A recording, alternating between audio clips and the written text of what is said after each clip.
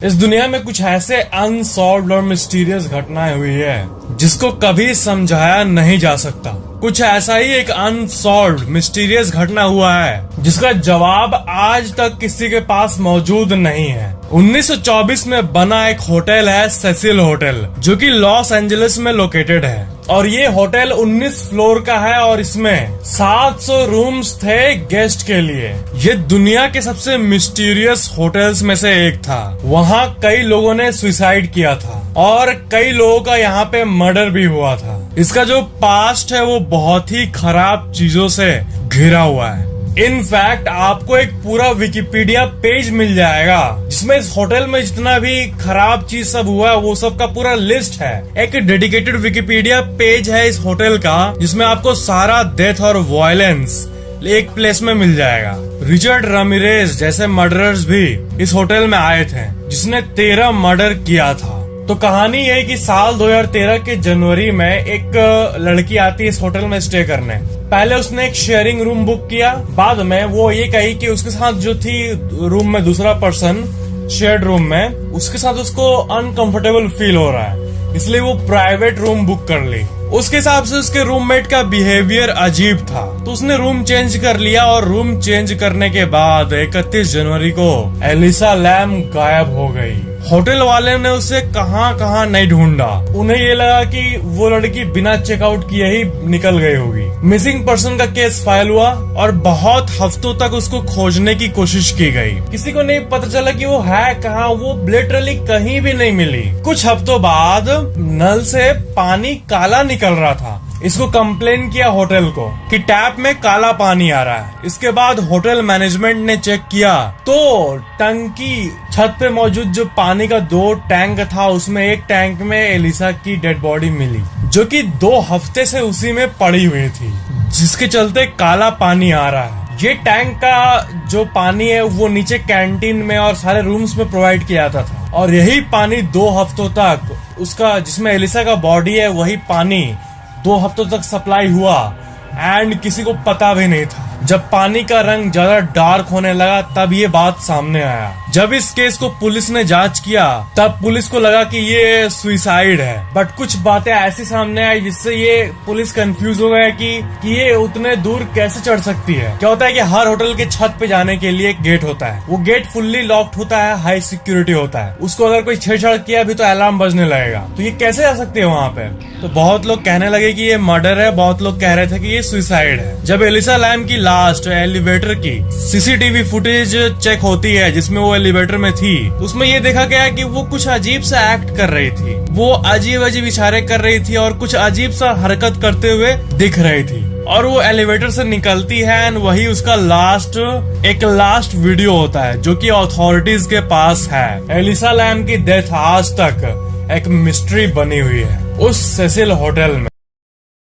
इस दुनिया में हर जगह की कोई ना कोई कहानी होती है, हर जगह का कोई ना कोई पास्ट होता है। जैसे कि आप जहाँ भी रहते हो, आप जिस घर में रहते हो वहाँ भी 1000 साल पहले क्या हुआ होगा कौन जानता है।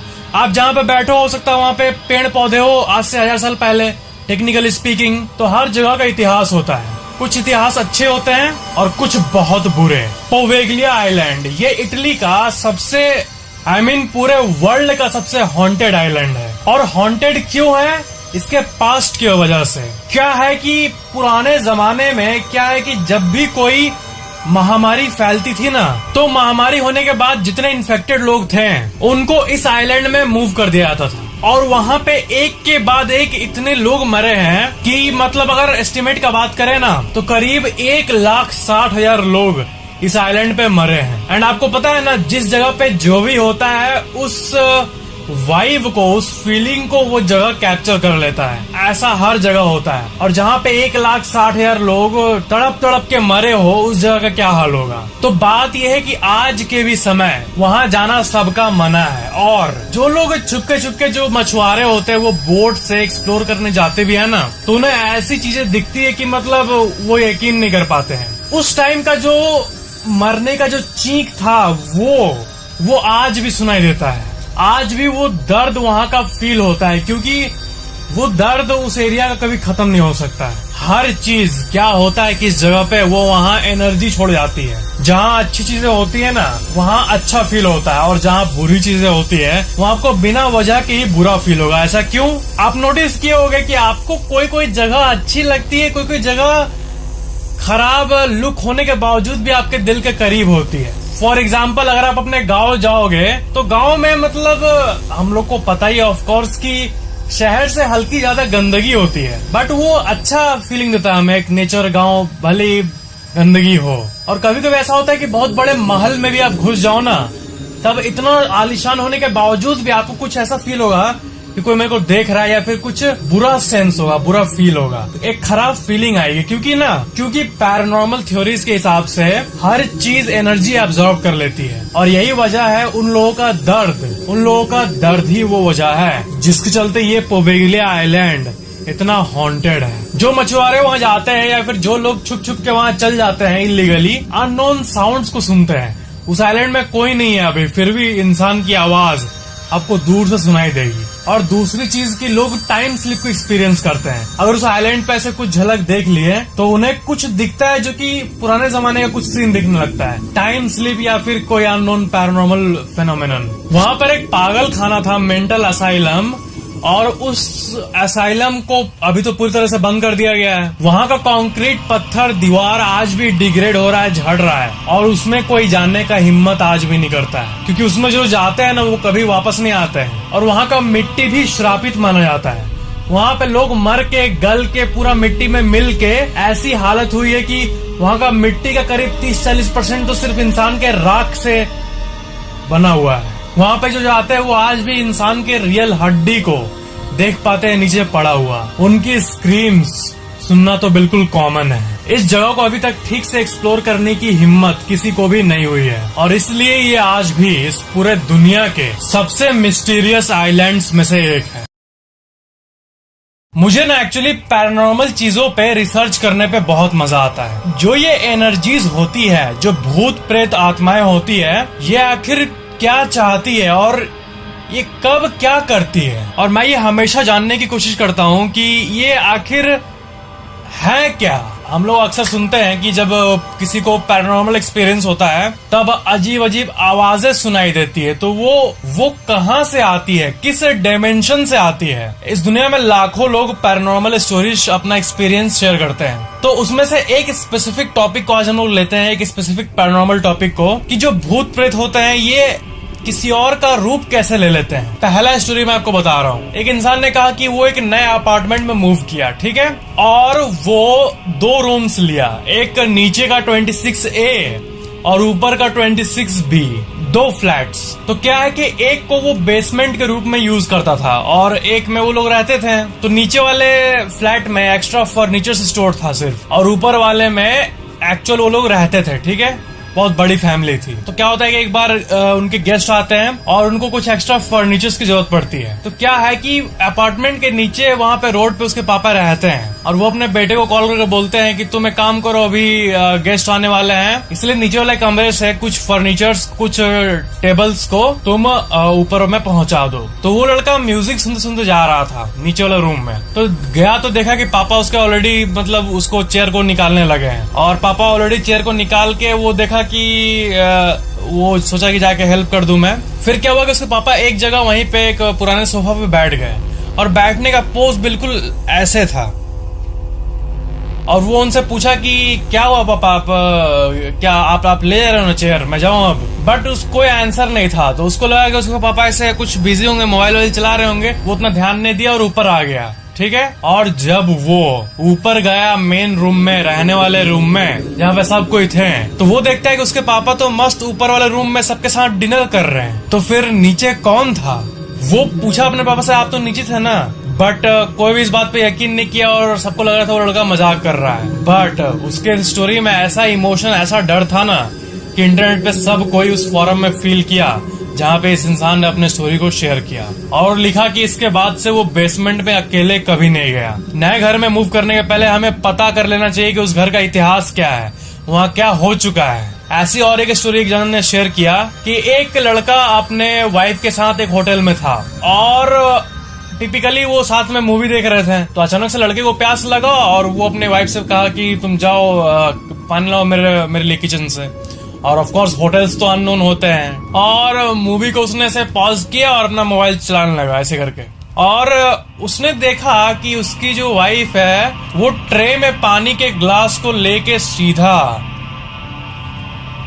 वो ऐसे बेड पे लेटे लेटे उधर गेट के बाहर देखा कि उसकी वाइफ ऐसे पानी को लेके ट्रे में लेके रूम में घुसने के बदले वो सीधी चली गई बिना कोई एक्सप्रेशन के साथ। तो उसने इसको इग्नोर किया, उतना ये नहीं किया, फिर वो अपना मोबाइल चलाने लगा। अगर यहाँ किचन है, यहाँ रूम है, पानी लेके वो यहाँ से सीधी चली गई। और थोड़ी देर बाद पता है वो क्या देखता है कि उसकी वाइफ तो नॉर्मली पानी लेके रूम के अंदर आ रही है, तो जो सीधी गई थी वो क्या था, वो क्या एंटिटी था, और ऐसा क्यों होता है कि घोस्ट इंसान का रूप ले लेते हैं। तो एक्चुअली अब आता है एक्सप्लेनेशन पे। तो पैरानॉर्मल एक्सपर्ट्स के हिसाब से जो एक्सप्लेनेशन है उस पे आते हैं। एक्चुअली वो एनर्जीज आपके माइंड और इमेजिनेशन के साथ खेलता है। उस लड़के को उसके पापा बेसमेंट में दिखे, उस लड़के के साथ अगर कोई और इंसान होता ना, तब शायद उसको वो इंसान नहीं दिखता बैठे हुए, बट सिर्फ उसी को दिखा क्योंकि उसके ब्रेन के साथ वो एंटिटी छेड़छाड़ कर रहा है। इसलिए ऐसा होता है कि एक चीज, एक पैरानॉर्मल चीज किसी को दिखती है तो किसी को बोलता है कहाँ कहाँ कहाँ, और पहले को साफ साफ दिखती है। और आपके जान पहचान के जो लोग हैं ना, उसी के रूप में आपको वो एनर्जीज दिखेंगी, क्योंकि उन्हें पता है कि इन लोगों के साथ आपका इमोशनल कनेक्शन जुड़ा हुआ है। वो जो सोफा में बैठा था वो फिजिकल फॉर्म में कुछ नहीं था, उसके पापा का जो एक रूप में बैठा हुआ था, बट वो सिर्फ उस लड़के को दिखा क्योंकि उसका माइंड अल्टर हो गया था। तो ये होता है एक्सप्लेनेशन, अगर हम लोग पैरानॉर्मल एक्सपर्ट्स को माने तो। ऐसे और भी कई थ्रिलिंग चीजों को ना मैं भी और लेके आऊंगा पैरानॉर्मल चीजों के बारे में। कई सेंचुरीज से ऐसे लोगों के बारे में हम अक्सर सुनते हैं जो कि अचानक से आते हैं और ये कहते हैं कि हम इस जगह से हैं, जो कि एक्चुअल में एग्जिस्ट करता ही नहीं है। और पूरे दुनिया में उनका कोई फैमिली भी नहीं होता, न किसी भी देश में उसका आईडी होता है, और वो अननोन भाषा बोलते हैं, और वो ये इशारा करते हैं कि वो किसी पैरेलल यूनिवर्स से आए हैं। जॉफर वॉरेन नाम का एक इंसान साल 1850 के समय में अचानक से फ्रैंकफर्ट जर्मनी के एक समुद्र के किनारे पाया गया और उसको पुलिस ने अरेस्ट कर लिया। उसके पास कोई आईडी नहीं थी। अथॉरिटीज को ये लगा कि वो कोई आतंकवादी है और इसलिए वो सस्पिशियस हो गए और उसको अरेस्ट कर लिए और उससे बातचीत करना शुरू किए। जब उसका इंटेरोगेशन शुरू हुआ तब उससे पूछा गया कि तुम्हारा नाम क्या है, तो उसने बताया उसका नाम जॉफर वॉरेन है और वो लग्जेरिया देश से आया है जो कि सैक्रिया नाम के किसी कॉन्टिनेंट में है। उसके हिसाब से वो जिस दुनिया से आया है या फिर एलिजिडली जिस पैरेलल यूनिवर्स से आया है उसमें सैकेरिया नाम का एक कॉन्टिनेंट है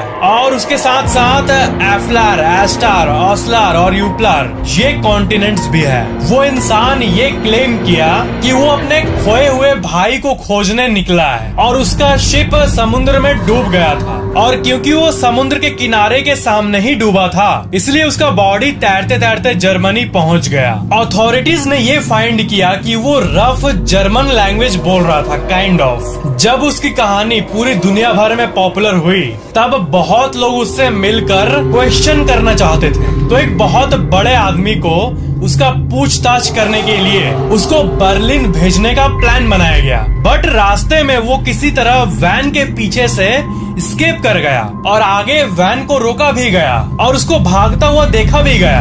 बट आगे जाके वो अचानक से जंगल में गायब हो गया और आज तक, अभी तक, इस डेट तक वो कौन था, कहां से आया था, किसी को भी नहीं पता। विचारकों का ये मानना है कि ये इंसान गलती से हमारे डायमेंशन में आ गया था इंटर डायमेंशनल ट्रैवल के चलते और उसका बॉडी जंगल में ही अपने वर्ल्ड में मे बी वापस चला गया होगा। जिस तरह हमारे दुनिया में यूरोप, अफ्रीका, अमेरिका, एशिया ऐसा जो कॉन्टिनेंट है, वैसे ही जो नाम बताया यानी ये पैरेलल यूनिवर्स का सैकेरिया, एफ्लार, एस्टार, ऑस्लार और यूप्लार, ये वहाँ होता होगा मे बी उस पैरेलल यूनिवर्स में। जॉफर वॉरेन आज तक एक मिस्ट्री बना रहा और लोग अपने टाइम से हटके हजारों साल पहले, 100 साल पहले ऐसे टाइम स्लिप कैसे हो सकता है, ये जो एलिजिड घटनाएं हैं ये कैसे हो सकती है, साइंस के पास इसका आंसर आज तक नहीं है। वीडियो को लाइक शेयर एंड कमेंट जरूर करना और चैनल को सब्सक्राइब करके बेल आइकन जरूर ऑन कर लेना।